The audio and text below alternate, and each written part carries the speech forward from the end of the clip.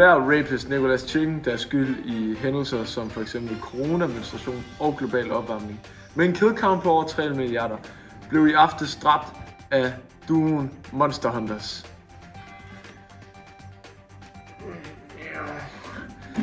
Duoen har vi her med os i dag. Kom ind, drenge. Hvad har jeg at sige til jeres bemærkelsesværdige bedrifter?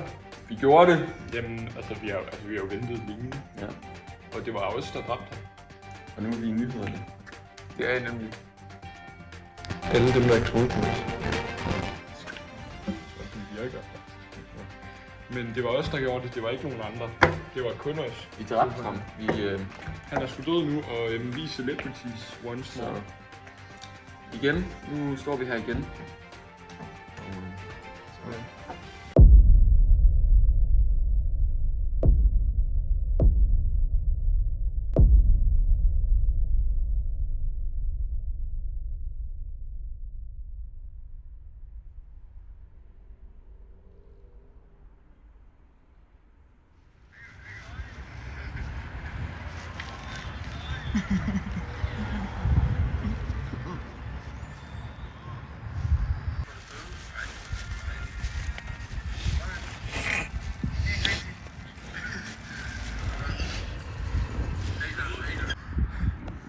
Jeg savner min mor.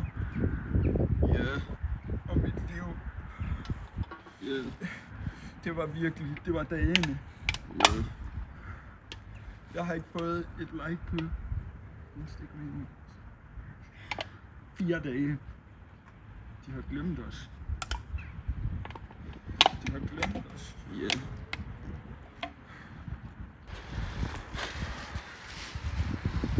Det er godt, vi har vores penge.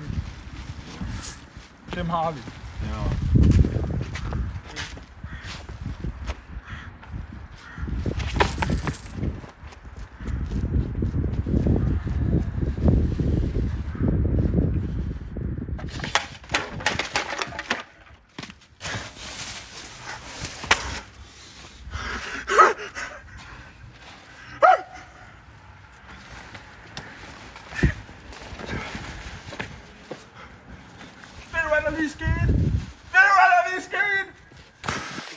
Vi er nødt til at gøre noget.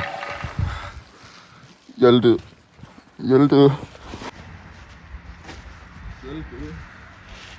Dengang Nicolas Chicken stadig var i live, der var alting perfekt.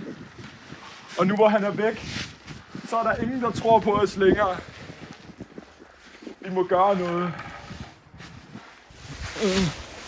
Hjalte, jeg ville virkelig ønske, at Nicolas Chicken stadig var i live.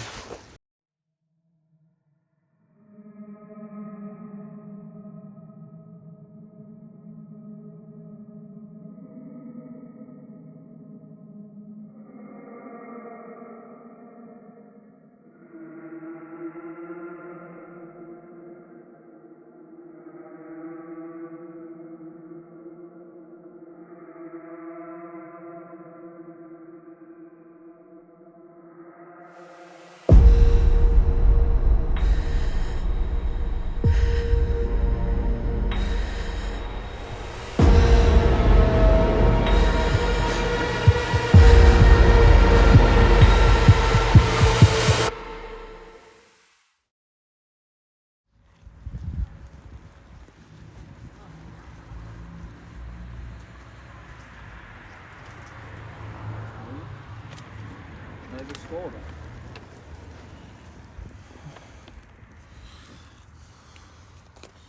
Hvad står der? Søger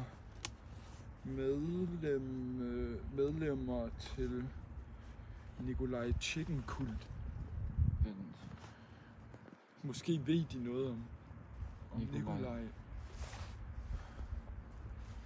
Vi må finde den.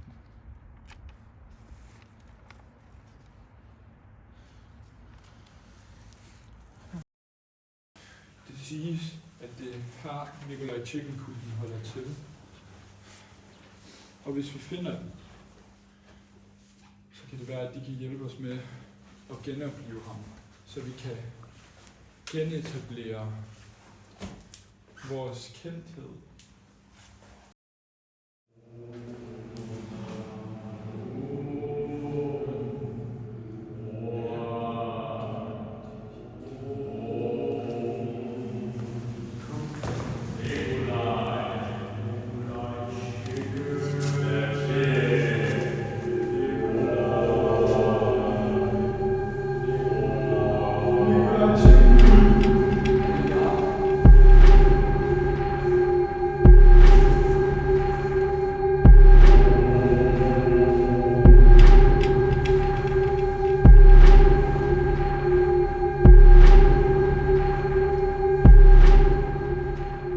bringer jer hid. Vi søger at genopleve Nicholas Ching. Kan du hjælpe os? At genopleve Chicken vil kræve en offring af blodet. Det må være tid. Okay, virkelig tid. Vi er klar på at ofre os selv.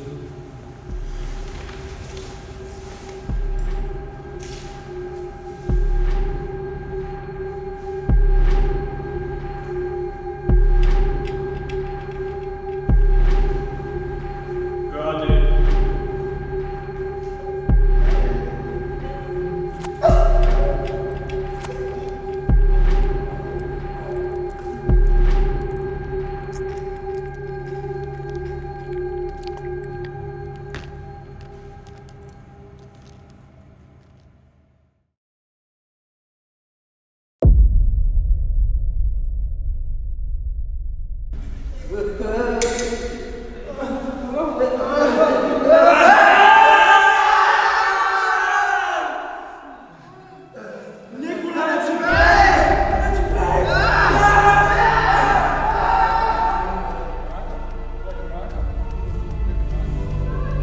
Vent lidt. Jeg ved, hvem I er. Jeg har set jer i nyhederne. I er sgu da et monster.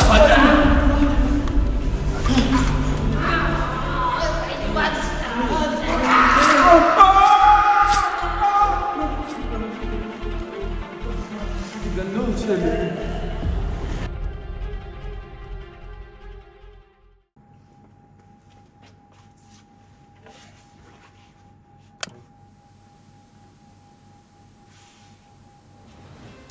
Kilder peger på, at voldtægtsforbryder Nicholas Chicken er vendt tilbage nu mere liderlig end nogensinde før. Dette ved vi på grund af tallene, der viser, at mængden af voldtægtsforbrydelser er steget med hele 4.000%. Derudover er alle kvinder verden over gået i konstant menstruation. Nej, han er tilbage.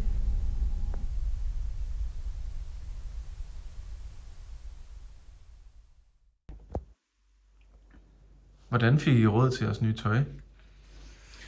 Et simpelt kviklån er svaret. Ja. Er der noget galt med det? I tog et kviklån. Ja, og det er der faktisk ikke noget galt med. Vi havde ligesom brug for at tage det her lån, for ligesom at sikre os, at vi fik de midler, vi skulle bruge til turen. Men vi er selvfølgelig meget kendte og meget rige, så vi havde ikke brug for et kviklån. Altså, det var ikke sådan, som sådan, fordi vi behøvede det. Det var mere sådan, vi havde måske bare lidt lyst. Altså, Ja, det er ikke noget, vi har prøvet før, så for lige at krydse det af listen. prøve noget nyt. Ja. Ja. Og udover det, så brugte vi også vores kviklån på at skaffe os en ny hacker. Af finurlig kvalitet. En lang proces. Vi havde mange folk igennem, som alle ønsker at være vores hacker. Men der er jo kun plads til én. Ja. Den bedste. Og vi vil mene, at vi endte med en god fyr på vores hold. En virkelig god fyr. Effektiv og modig og klar på det Det mærkelige.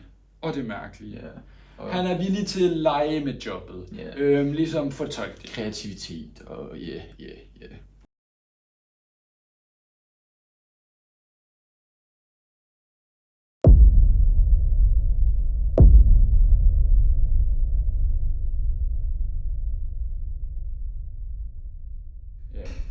Jamen, vi søger en hacker, der kan arbejde både meget intuitivt, men også under et kæmpe pres i verden. Det ligger vi meget vægt på.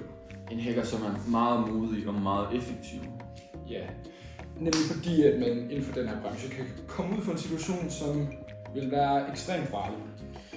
En simpel situation kan meget hurtigt udvikle sig til at blive ekstremt besynderlig, mærkelig og måske endda grænseoverskridende. Ja, og så har vi lige en ting mere at sige. Altså, udover det her, så har vi nogle enkelte krav, som vi simpelthen bliver nødt til at stille for at sikre os, at det bliver godt at arbejde sammen. Sådan helt overordnet set, så er det meget vigtigt for at beskytte vores følelser, at der ikke bliver sagt grimme ting om os. Ja. Ingen onde bemærkninger. For eksempel så, altså vi vil aldrig høre, at vi er meget mærkelige. Stop, du er elendig. Du er mulig, du er brugelig. Du er ikke den rigtige. Ud med dig. Jeg vil ikke se mere på dig. Ud! Ud!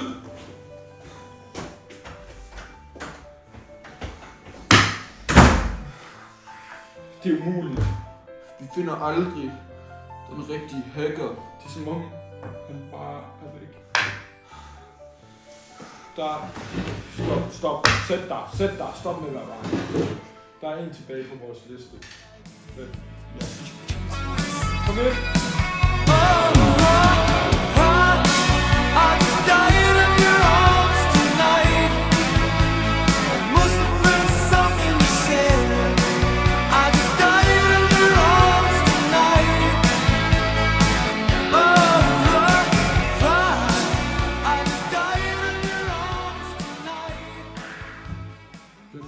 Hvem er du? Jeg er Evil Nonchalant Hacker XX.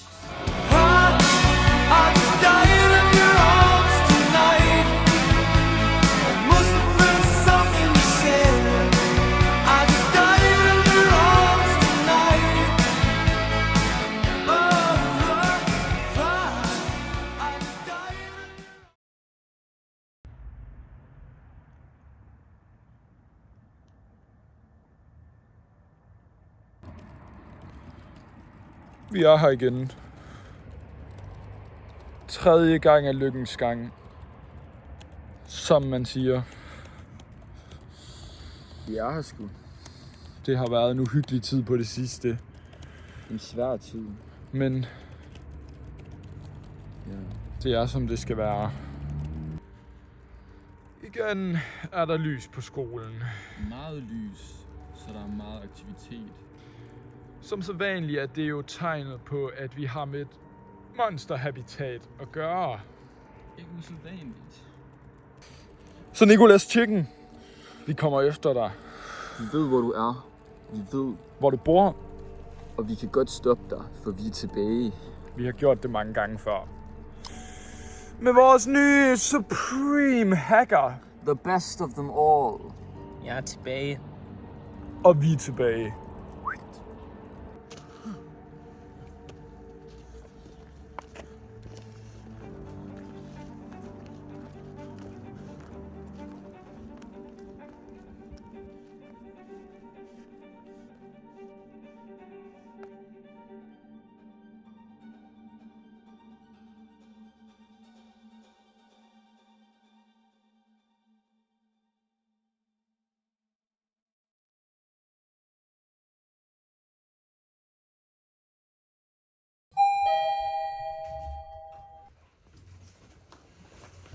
Efter et langvarigt hack er vi nu ankommet til skolens inderside og er klar til at bekæmpe Nikolaj Chicken.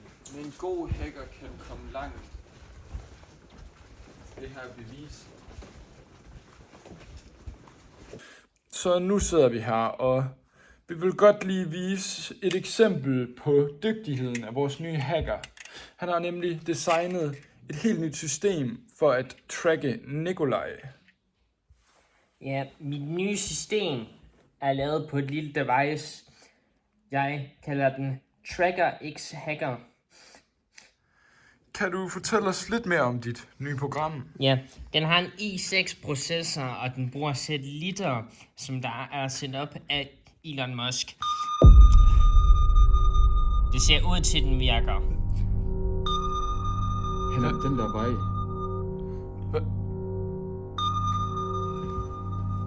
Jeg tror, han er nødt til at skynde os.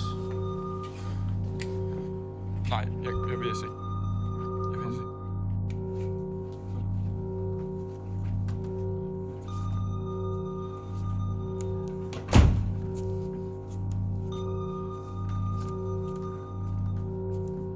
Jeg vil se. Jeg kan se ikke. Jeg kan virkelig ikke lide det her.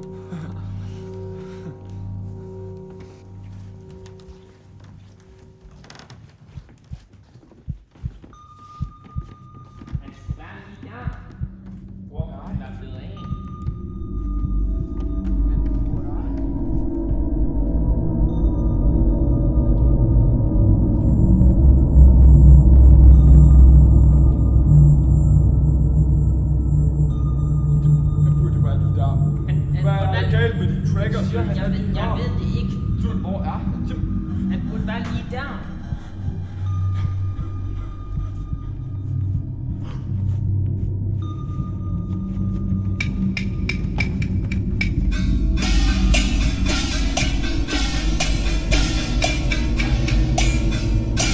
Bing bong!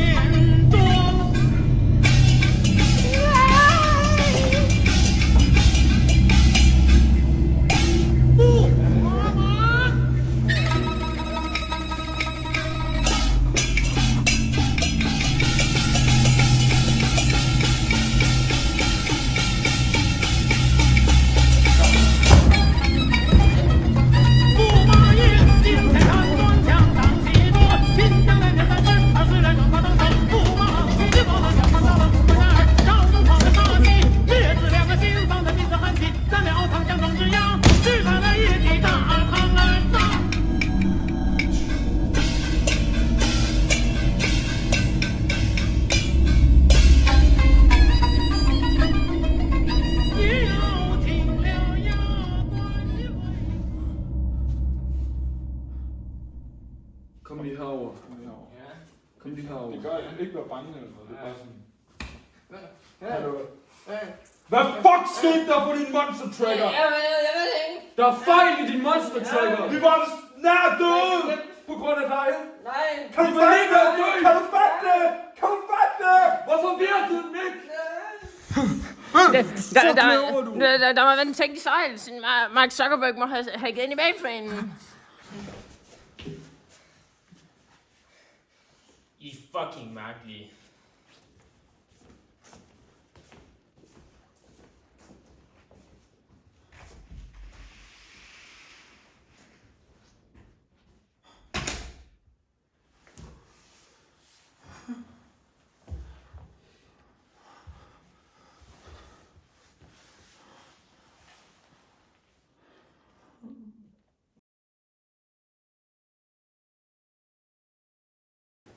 Vi har alligevel ikke brug for ham.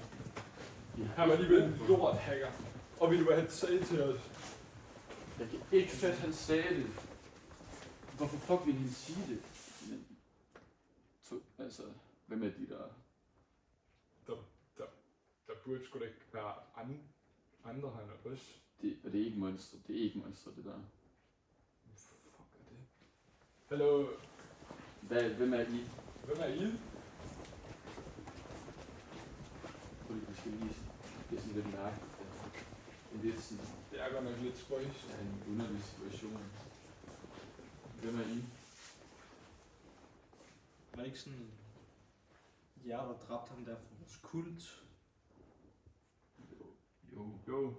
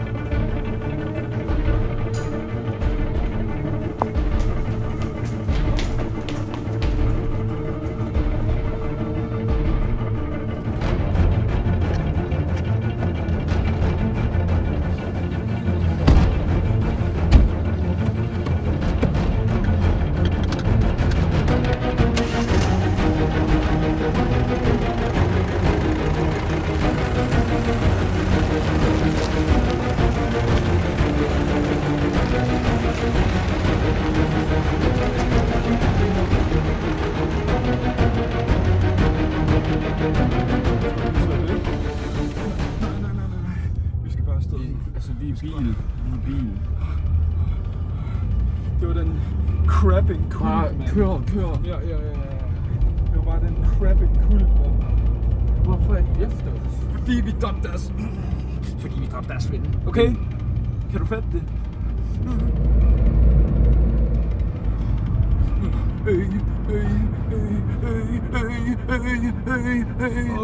De er lige her. Nej. Det er dem. Nej.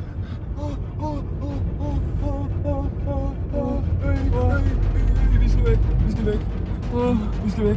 Vi skal væk. Vi skal væk. Vi skal væk. Vi skal væk. Vi skal væk. Vi skal væk. Vi skal væk. Vi skal væk nu. Vi bliver nødt til at gøre noget. Jeg har et æble. Et æble. Et æble. Kast det på den. Kast det på den nu. Kast det på den nu. Ja. Kast det på den nu.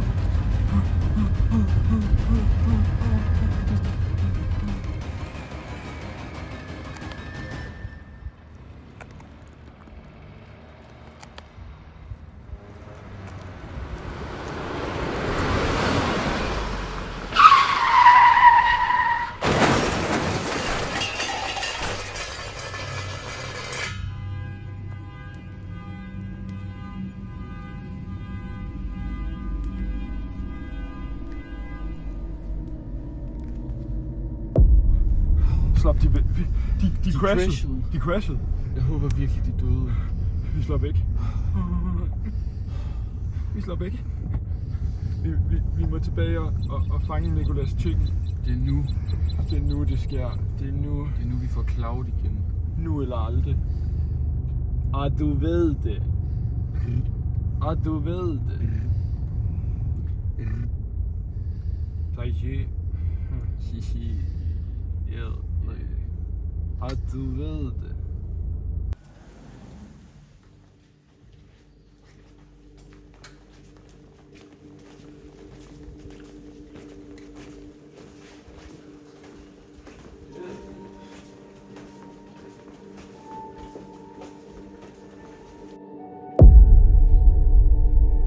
Det er Nikolaj. Det er Nikolaj.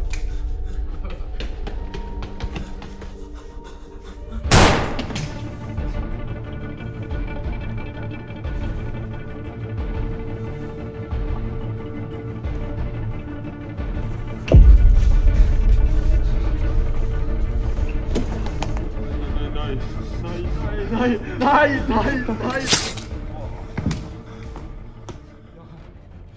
Jeg dræbte Nicolas. Vi dræbte ham. Ja. Vi fik det, vi altid ønskede.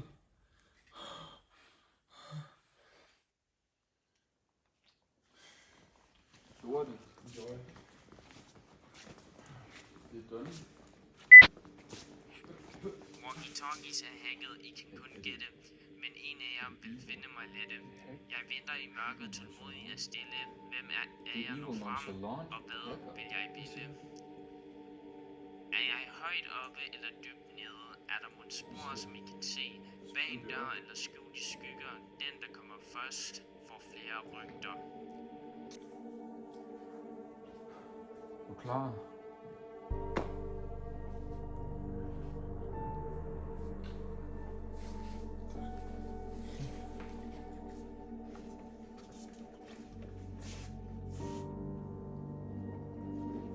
Hallo? Well, nu har jeg dig lige, hvor jeg vil have dig. Hvorfor er du så ond? Hvorfor er du så ond? Tak for du spørger.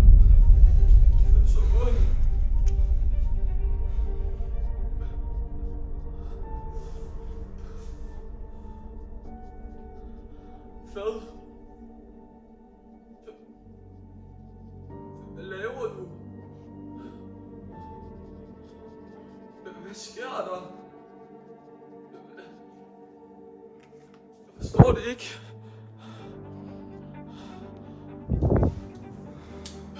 Hvad sker der?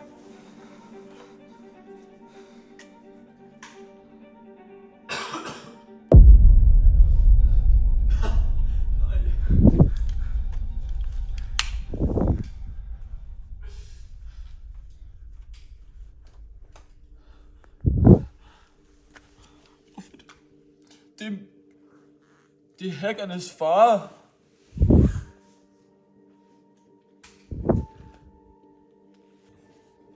Dengang jeg så jer i nyhederne, blev jeg rasende. I havde stjålet mit Cloud.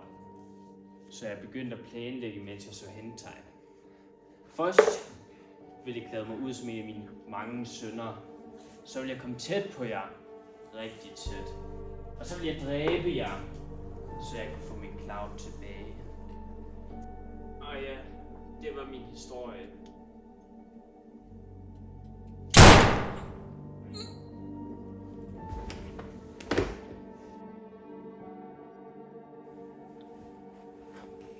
Kom tilbage, kom tilbage.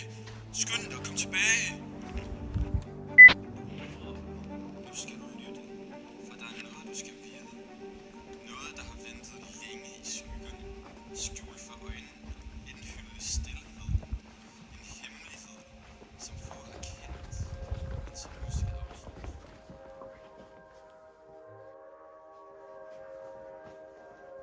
Skynd dig. Han er død.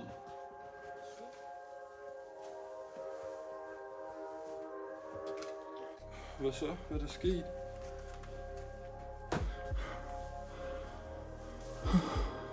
Du fik ham.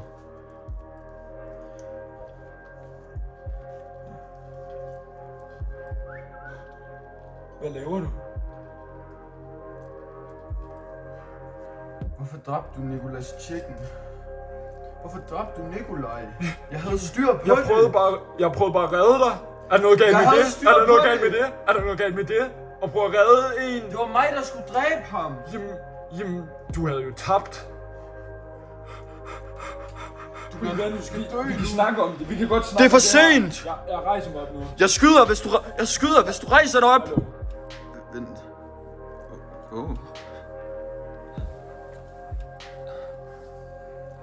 Vi kan godt snakke om det. Like, det burde vi. Væk med dig.